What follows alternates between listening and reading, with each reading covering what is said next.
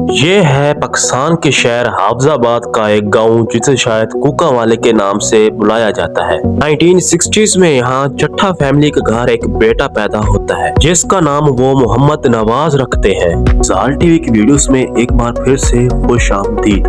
नवाज का शुरू से शौक बिजनेसमैन बनने का था, लेकिन घर की फाइनेंशियल कंडीशन ऐसी ना थी। वो जैसे तैसे करके अपनी स्टडीज कंप्लीट करते हैं। उस वक्त के रिटेल जॉइंट शहजान ग्रुप में एज अ सेल्समैन की नौकरी शुरू कर देते हैं। नवाज एक इंटेलिजेंट और हार्ड वर्किंग इंसान थे। उनके बारे में कहा जाता है कि वो इसी वजह से बहुत ही कम अरसे में जनरल मैनेजर की पोस्ट पर पहुंच गए थे। उनकी इसी अरसे में शादी भी हो जाती है और वो फाइनेंशियली स्टेबल भी हो जाते हैं, लेकिन उनका बिजनेसमैन बनने का ख्वाब भी वक्त के साथ साथ बड़ा हो रहा था। वो जॉब की वजह से अब हाफजाबाद से लाहौर शिफ्ट हो चुके थे। अपने ख्वाबों को रियलिटी में लाने के लिए वो 10 सितंबर 1987 में गुलशरे रावी में शायद इस जगह पर वो छोटी सी बेकरी की शुरुआत करते हैं। का एक्सपीरियंस तो इसी फील्ड का था और प्रोडक्ट्स की क्वालिटी भी बहुत अच्छी थी, मगर उस वक्त पाकिस्तान में इंटरनेशनल ब्रांड्स की मोनोपोली बन चुकी थी और प्रोडक्ट्स जो नवाज सेल करना चाह रहे थे उनको आवाम इतना रिस्पॉन्स नहीं दे रही थी और कुछ ही अरसा बाद नवाज को ये बेकरी बंद करना पड़ जाती है।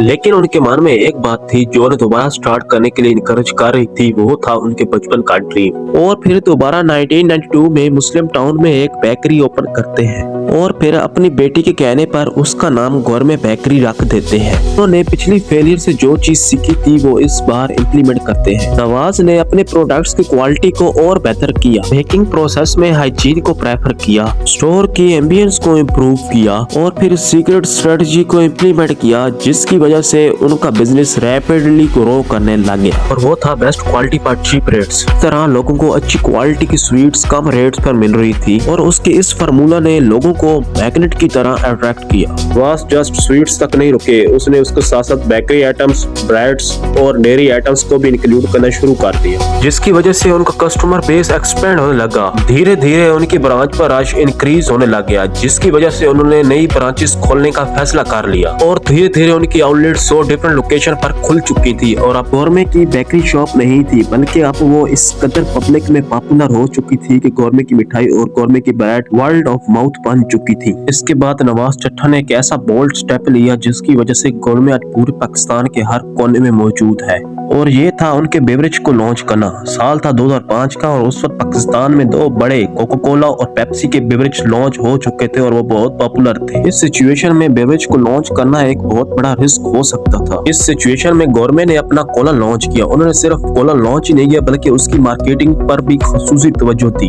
उसमें ये एक्ट था कि वो पाकिस्तानी ब्रांड था, इसलिए उन्होंने बी पाकिस्तानी बाय पाकिस्तानी को प्रमोट किया। इसके बाद गौरमे ने एक टैग लाइन इस्तेमाल की जिसकी वजह से वो बहुत ज्यादा पॉपुलर हुआ और वो ये थी, अहले इस्लाम पर सलामती हो, अहले पाकिस्तान पर सलामती हो। यहाँ तक कि उन्होंने इसकी क्वालिटी को भी अप टू द मार्क रखा था कि वो मार्केट में कम्पीट कर सके। यहाँ तक कि एडवांस्ड मशीनरी इक्विपमेंट के जरिए गौरमे कोला के टेस्ट को पेप्सी और कोका कोला के टेस्ट के मद्दे मुकाबिल आन खड़ा किया। यहाँ तक कि उन्होंने अपने प्राइसेस पर फोकस किया और मार्केट्स को कैप्चर करने के लिए अपने प्रोडक्ट्स के प्राइसेस को दूसरे ब्रांड्स के मुकाबले में बहुत कम रखा, की वजह से उनकी प्रोडक्ट्स मिडिल क्लास फैमिली में बहुत ज्यादा पॉपुलर हुई। इसलिए गौरमे ने आज बेवरेज की मार्केट में एक बहुत बड़ा हिस्सा कैप्चर कर लिया है। पाकिस्तान में शायद ही कोई होगा जिसने गवर्नमेंट्स की प्रोडक्ट्स को यूज ना किया हो। गवर्नमेंट की एडमिनिस्ट्रेशन यही नहीं रुकी बल्कि उन्होंने मजीद गवर्नमेंट के सेक्टर्स को डाइवर्सिफाई करना शुरू किया। 2009 में सिल्क बैंक के 12% शेयर्स को एक्वायर किया। 2016 में उन्होंने जियान टीवी को परचेज किया और उसे अपग्रेड करके GNN के नाम से दोबारा लॉन्च किया, जो आज पाकिस्तान में बड़े मीडिया हाउसेस में से एक है। इसकी वजह से उनकी कॉस्ट भी कम होने लगी। उन्होंने फैक्ट्रीज और प्रोडक्शन हाउसेस भी बिल्ड किए। ऑल ओवर द पाकिस्तान 1000 से ज्यादा आउटलेट्स ओपन किए, जो आज पाकिस्तान के हर शहर में मौजूद है। उन्होंने अपना डिस्ट्रीब्यूशन नेटवर्क एस्टेब्लिश किया। इसके साथ साथ उन्होंने गवर्नमेंट कैटरिंग और इवेंट मैनेजमेंट को भी स्टार्ट किया, जो आज गवर्नमेंट का रेवेन्यू बूस्टर बन चुका है। इसके साथ साथ उन्होंने एक IT रूम की कोह के नाम से भी स्टार्ट किया, तो वेब डेवलपमेंट, ई-कॉमर्स और डिजिटल मार्केटिंग में डील करता है।